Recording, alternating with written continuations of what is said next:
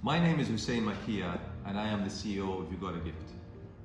For the longest part of my career, I have been involved in building digital businesses that both are useful as well as impact people and communities.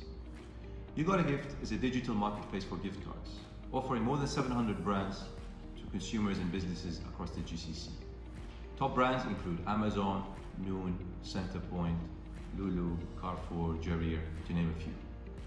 As an end-to-end digital platform, both consumers and businesses can buy and distribute gift cards instantly by email or SMS to celebrate friends and family, as well as reward and recognize employees and customers. Enjoy the presentation. Today's presentation is about effective reward and recognition in a remote workforce. I'll start with a quote from a reputable research organization. Basically, the two takeaways from this is that both workforce and workspace are changing. Companies have to accept that part of their workforce will be working remotely from home from here on. The key presentation timelines. We're going to talk about the new normal, we'll move on to the new workspace, define employee engagement, and then we will share with you many ideas of how you can reward and recognize your remote workforce. So let's start with the new normal. The workspace is changing and industry leaders are accepting that every day. However, COVID did not start it, COVID merely accelerated it. So every company now should consider which part of the organization can work remotely, which departments, which functions, and how frequently. Let's take Google as a great example, right? They're a big advocate of the work from home policy. Not only them, Amazon, Facebook, and even Twitter. Twitter even went on to say that you can now work from home indefinitely.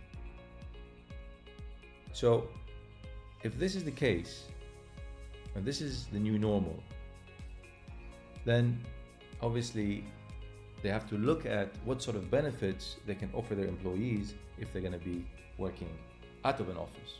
So Google is really one of the sort of top employers around the world, and they have the most inclusive employee benefits ever out there. And a lot of these benefits, be it free food, massage, online medical care, laundry, you name it, haircuts even, they're all on premise. They're all at their headquarters. So Google has really designed and invested a lot of effort and time and thinking in developing a very engaging workspace. But now these guys are working from outside of the office. So how does that affect now employee engagement, since these benefits are no longer accessible? Let's move into and define employee engagement. Employee engagement is a workplace approach that aims to create the right conditions for all members of an organization to make sure they give their best each and every single day, while staying committed to the organization as well as to its goals and values, in addition to encouraging them to stay motivated and contribute to the organization's success, all the while feeling a fulfilling sense of their own well-being. Now that was quite a mouthful, but the key takeaway is that keeping employee engaged is the most valuable investment that a company can make, and one Google that was very generous with.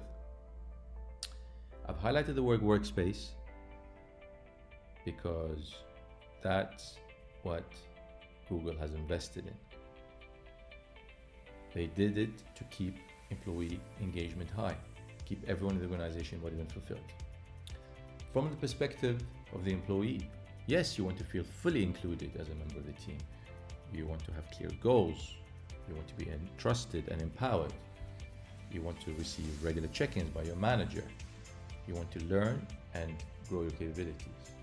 But the most important thing, you want to be thanked and recognized for your achievements and for belonging. From the perspective of the employer, yes, higher employee engagement means a deeper commitment from employees, which means less leavers, less 6 days, accidents rates low, no conflicts, and effectively increase productivity. Engage your workforce. But what can Google do, or we can do, when this and this turns to this? You are looking at it every day. You're in this workspace right now. And if it was temporary, we would call it the temporary norm, the interim norm. And then we'll be back to normal in no time. But we don't. We call it the new norm, and it's here to stay. Companies are globally are adapting to it. And what really comes out from this is that it really works. So the question becomes this: how can we engage our workforce in the new workspace? Before we answer this, let us look at it from the employees and the employer's point of view, how this new norm is affecting them. The 2020 State of Remote Work report surveyed 3,500 people from around the world. And these were some of the answers. Top benefits. 98% of people would like to have the option to work remotely for the rest of their careers. That's the number one. The things that they appreciate about remote working: having a flexible schedule, being able to work from anywhere. They can change the scenario up every day if they want to. Not having to commute, and that comes with a lot of savings, both time and money. And getting to spend more time with family and loved ones. Top struggles of remote working: how do you keep a healthy work-life balance? Knowing when to unplug after the day's over. Feeling lonely, working in isolation. Struggling with communication and collaboration without having real people around. And being faced with distractions, effectively hurting your motivation. So there's a risk of not being engaged. Top concerns of managers of their remote teams: they're worried. Are my employees focused? How productive are they? Because they can't measure it sometimes. What's the team's strength? What's the new culture that they're trying to aspire to? But the most frightening statistics of all is that 1/3 of all employees are concerned that their managers do not see the full extent of their contributions, i.e., they do not feel recognized. So in summary, what have we learned? Employees want to work from home. Employees are worried about their work-life balance. Managers are worried that they are not engaging their employees and that they will lose motivation. Employees are worried that they are not being recognized. Right, that sounds like a lot to worry about.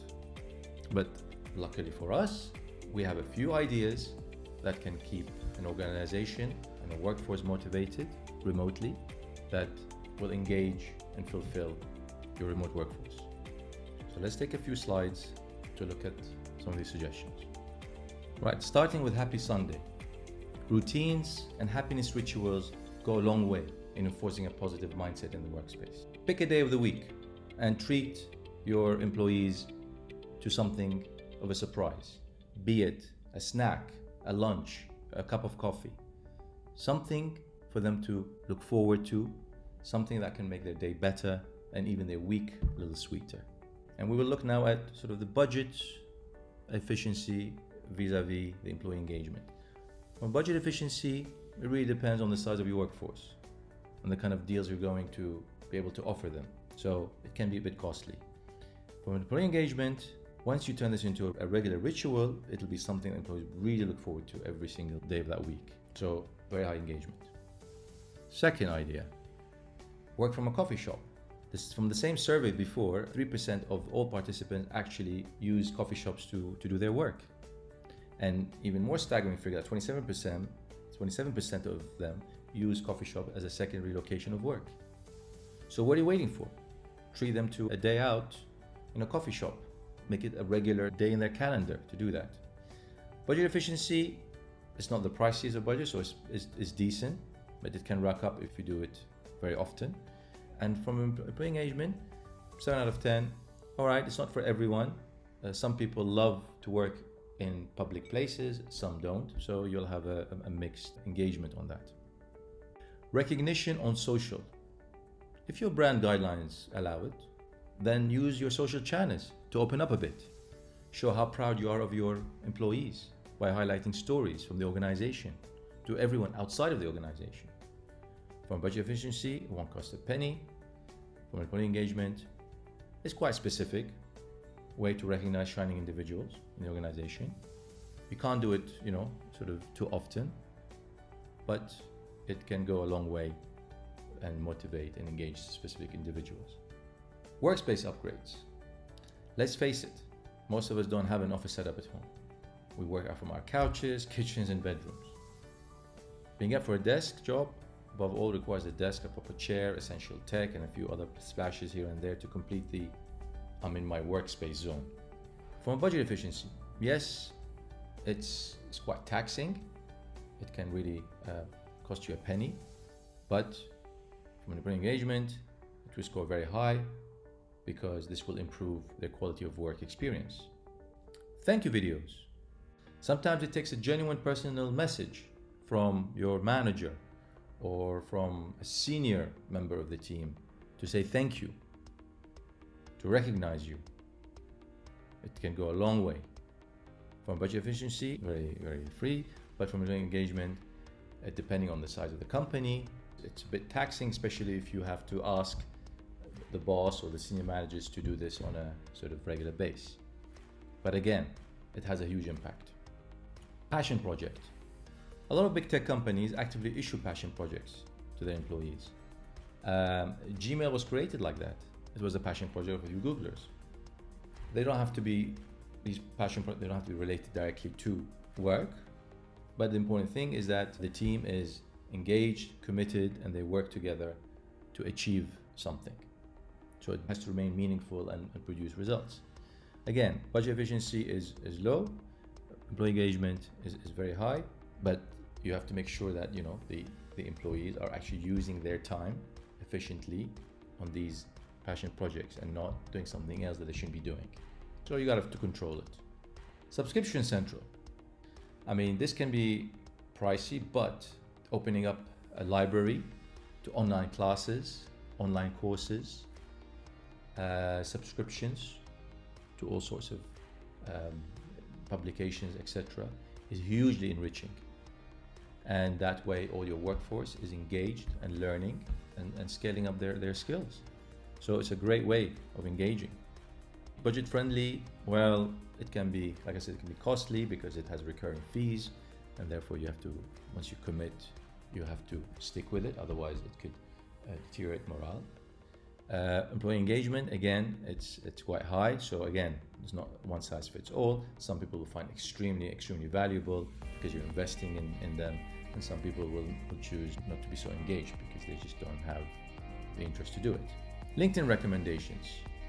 Build the culture of recognition through recognition. Get your team in the habit of recognizing each other and writing a nice note, sharing it. It's, again, cost efficiency is low. The issue with it is, of course, controls. You have to contain it.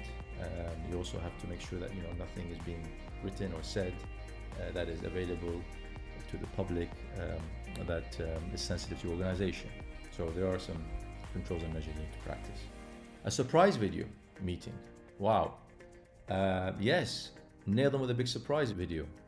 Call them up, invite all their colleagues, and celebrate them. Challenges of being in the office today is obviously huge, and therefore all social gatherings is a challenge. So do it online and make a splash out of it.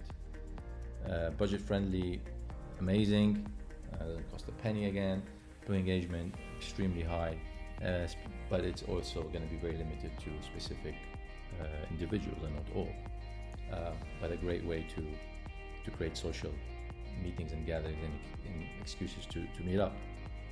Last but not least, gift cards. One of the most popular, if not the most popular, amongst employees. Gift cards offer choice and give the employee the option to treat themselves to anything they really want. Whether they want to buy themselves a set of headphones, even get an office chair, subscribe to an online class or a course, or simply treat themselves to a cup of coffee or a cake. Today, you can even buy gift cards online without leaving your home or even office. You can personalize them with a greeting card. You can add a personal message, even a video to say thank you or well done. You can send one at a time. You can do many in one shot using some of the more sophisticated tools offered by solution providers. It's great and it's easy and it's literally instant. One of the best gift cards in the market today is the YouGotaGift Happy Card. Why? It's accepted in more than 500 brands across the GCC, total digital, and you can even customize it with your company's identity. It's very, very neat. So, needless to say, gift cards is the number one choice of employers to reward and recognize employees globally.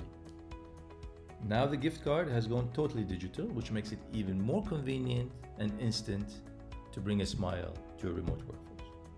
Please visit YouGotaGift.com and find out how easy it is to order and distribute e-gift cards instantly. Thank you for listening to our presentation today. I hope I have been useful and inspirational in sharing ideas on effective reward and recognition in a remote workforce. Please do not hesitate to reach out to us to learn more on how we can help your business. Have a nice day.